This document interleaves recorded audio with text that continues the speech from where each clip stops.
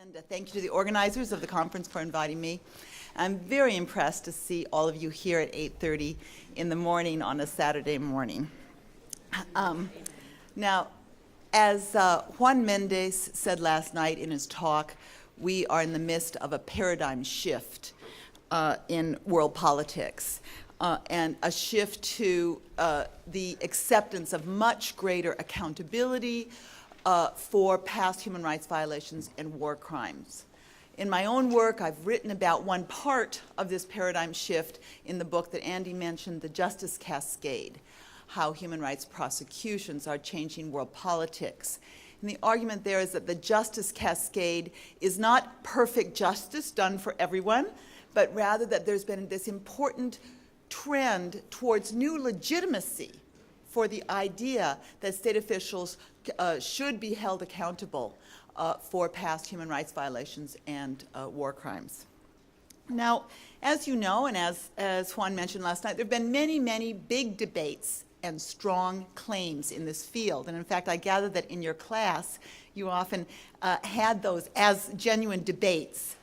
So I don't have to go over them for you, but you know that many of those debates have been framed in binary terms, binary choices. You can have truth or justice. You can have peace or justice. You can have perhaps international justice or domestic justice.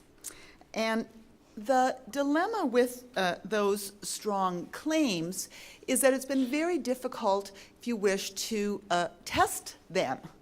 It's been very difficult to bring good evidence to bear as social scientists on those claims because for a long time we just didn't have good information and good data about transitional justice trends in the world. And so for the last 5 or 6 years, I have been involved with a large team, and I should say that Andy Ryder is part of that team in creating what I think is now the most comprehensive database of transitional justice mechanisms around the world.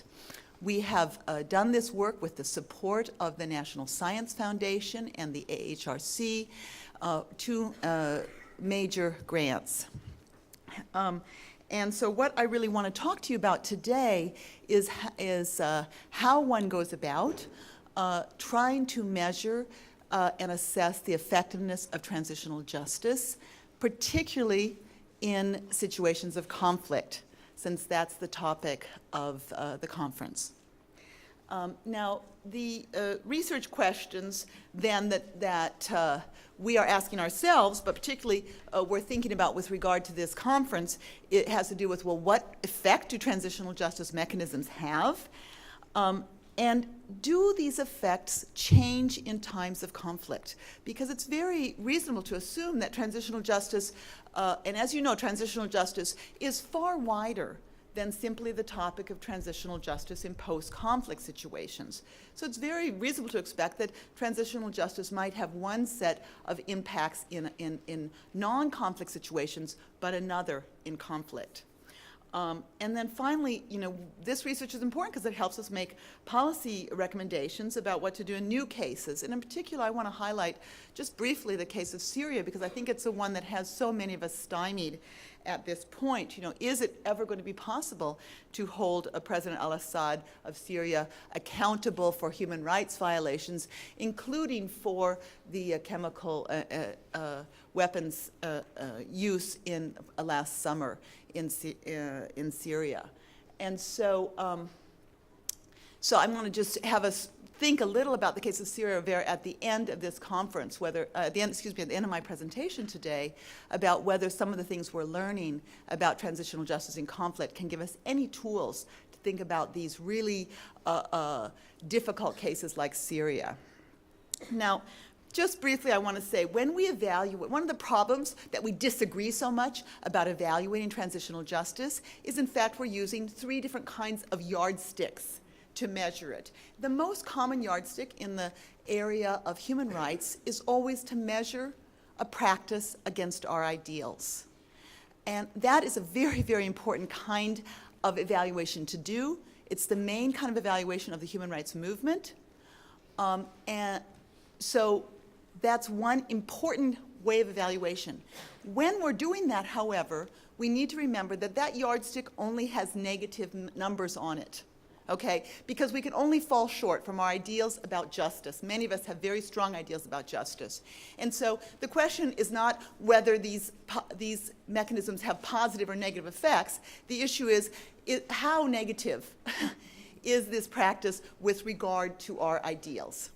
A second form of evaluation is counterfactual, and this takes the form, we hear very often, the situation of peace and human rights in Uganda today would be better if the International Criminal Court had not indicted individuals there for war crimes.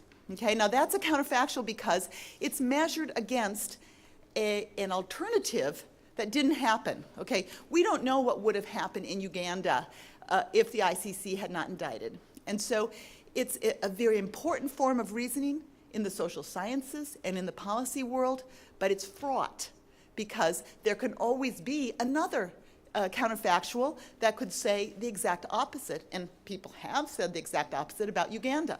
They say, no, the situation in Uganda with regard to human rights and peace would be worse today if the ICC hadn't been involved. And as you know, then how do we resolve those conflicts between two opposite counterfactuals? In fact, we have difficulty resolving those counterfactuals. As a result, I have preferred what I call here empirical comparisons, and empirical comparisons can be qualitative or quantitative. That is, we can say, you know, is the situation today in Argentina or Chile better than the situation in Brazil? Because Argentina and Chile have used extensive use of accountability for past human rights violations, and Brazil has not. Brazil has had no prosecutions for crimes committed during the dictatorship. Just now, Brazil has its first official truth commission so many years after the dictatorship ended. And so those comparisons can be qualitative, but I'm going to talk today about some quantitative comparisons. These quantitative comparisons are possible because we're starting to get good data on the whole world, so we can plug that good data into this quantitative analysis. Now, this is our Transitional Justice Research Collaborative. I'm not going to read through this. I want to just draw attention to a couple of things. One, that it started out with a collaboration between my colleague Lee Payne at Oxford and my own team then at the University of Minnesota. And I want to point out that, again, that Andy Ryder was a crucial collaborator in that Oxford team that then joined us as a consultant on the NSF AHRC project. And then I want to point you to the very bottom. You can now go to transitionaljusticedata.com, and you can see all of our domestic trial data is available to browse. And so you can go, you can put a country in, it'll pop up all the information we have about criminal trials in that country. You can click on a trial, and it'll open that trial up too, and you can get more information about, if we have it, about the accused, about the victims, about the charges, about the sentence, and when we can about the appeals processes in these countries. Shortly we're going to have data up about, this is our whole project. And so you see that we have two stages, the gray stage here and the white stage. The gray stage is all going to be up very soon on the database. So the trials piece is up on the database right now. The truth commissions and amnesties will very, very, very soon be up. We're just waiting for our web people to finish putting it up. But we also are working on this whole second stage of vetting, reparations, and customary forms of justice. So within a year, we hope to have all of this data available to you for not only for quantitative research, but also for qualitative research. Increasingly, we're working on having short narrative summaries of our data so qualitative researchers can use it as well. And again, on the trials part, I just want to point out to you that we have both criminal trials, and we're now working on civil trials for damages, which is individuals who seek through their court system remedies or reparations for human rights violations. And that at each level, criminal and civil, we're looking at international, domestic, and foreign trials. That is, very often when people think about transitional justice, they focus almost entirely on the international. Those international tribunals have been so prominent, they've been so controversial, that people think all the action is at the international tribunal level. And I'm exacerbating that by raising the issue of the ICC with regard to Syria later. But most of the data in our trial set, the great bulk of it involves domestic trials. And most of the actions happen, in fact, in domestic courts. And so I just want to have you keep that in mind, that when we talk about prosecutions, we mainly mean domestic prosecutions using the court system of the countries where the human rights violations occurred.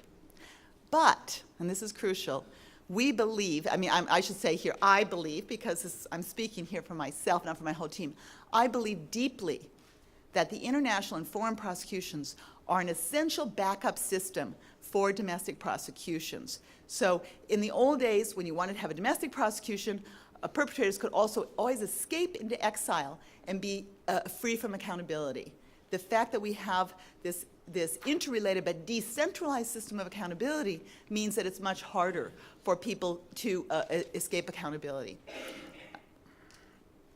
So this is just gives you a very brief idea of some of the trends that we're starting to see. We have more detailed data, so we can tell you now not only has there been a trial or not, we can start to tell you has there been a guilty, pardon me, has there been a guilty verdict or not in trials.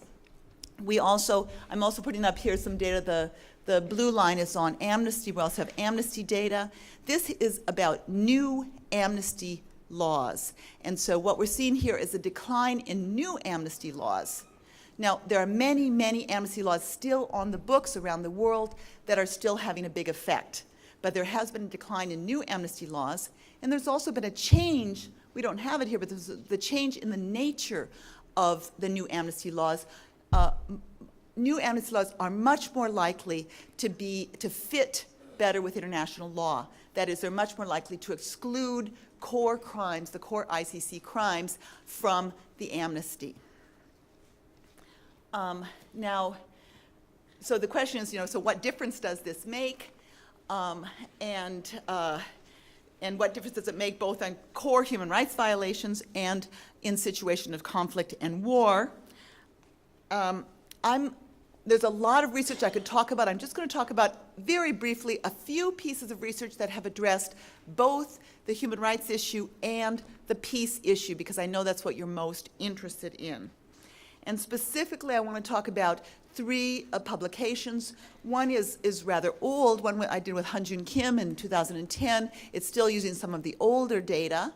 And this is also the points we make in the Justice Cascade. But here we did try to look at both human rights practices and conflict. And what we find is that human rights prosecutions and truth commissions are associated with improvements in human rights practices. And that situation holds even in situations of civil war. Now, I should clarify, in situations of civil war, human rights violations always get worse, okay? The single biggest correlation between, in the quantitative literature on causes of human rights violations, the single biggest correlation is always war, and especially civil war. Which is why, by the way, we should be very, very cautious about using war as a tool to improve human rights, because we know that war is one of the main causes of human rights violations. But what Hyunjun Kim and I found was that even in that situation, transitional justice does not worsen the human rights practices in conflict situations. Second, there is an important new dissertation. Another member of our team, Jeff Dancy, just completed his dissertation using all the new data and asked questions about conflict, has very interesting findings that the use over time of domestic human rights prosecutions was associated with a decline in conflict recurrence.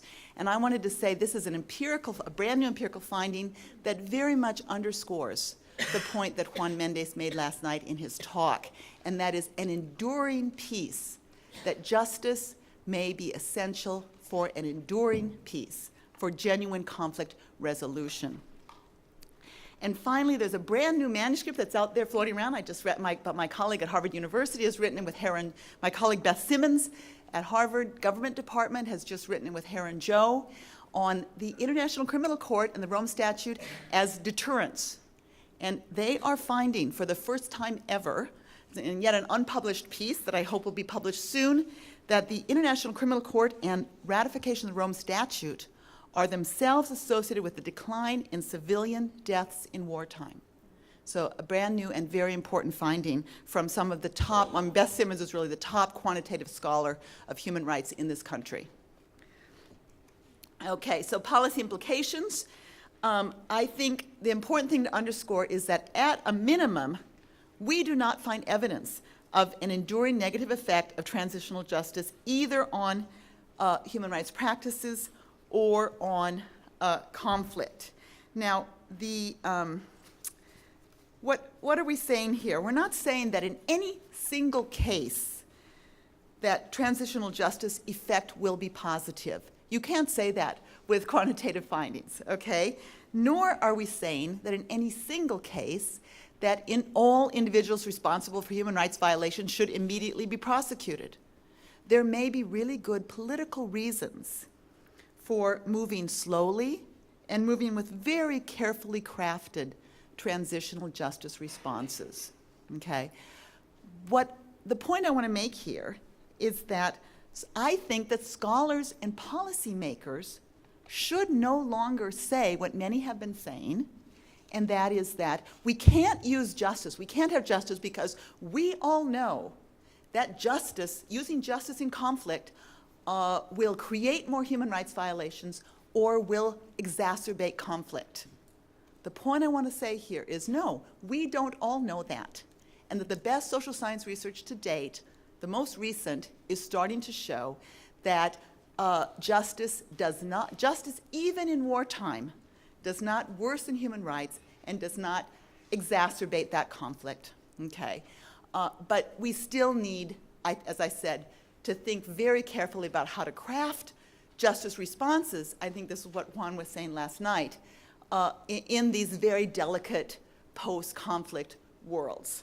So let me just leave you there. I'm out of time, but just say that that transitional justice is not a panacea. It's one part of the toolkit, should be seen as one part of the toolkit.